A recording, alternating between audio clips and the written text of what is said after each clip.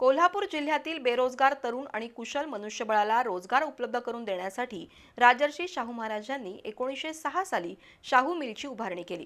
त्यातून त्याकाळी सुमारे 1100 लोकांना रोजगार मिळाला होता। काळाच्या ओघात मिल बंद पडली।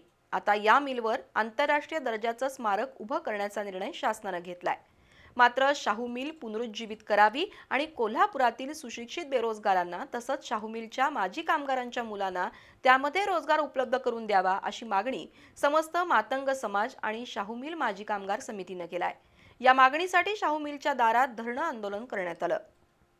बऱ्याच वर्षापासून बंद असलेल्या कोल्हापुरातील शाहू मिलच्या 2 एकर जागेवर आंतरराष्ट्रीय दर्जाचं स्मारक उभं करण्याचा निर्णय राज्य शासनाने घेतलाय। मात्र शासनानं या शाहू मिलला पुनरुज्जीवन मिळवून द्यावं आणि त्यामध्ये सुशिक्षित बेरोजगारांना तसंच मिलच्या माजी कामगारांच्या मुलांना रोजगार द्यावा अशी मागणी समस्त मातंग समाज, शाहू मिल माजी कामगार आणि सर्वपक्षीय शाहू मिल पुनरुज्जीवन समिती यांनी केली आहे। या मागणीसाठी आज शाहू मिलच्या प्रवेशद्वारासमोर धरणं आंदोलन करण्यात आलं।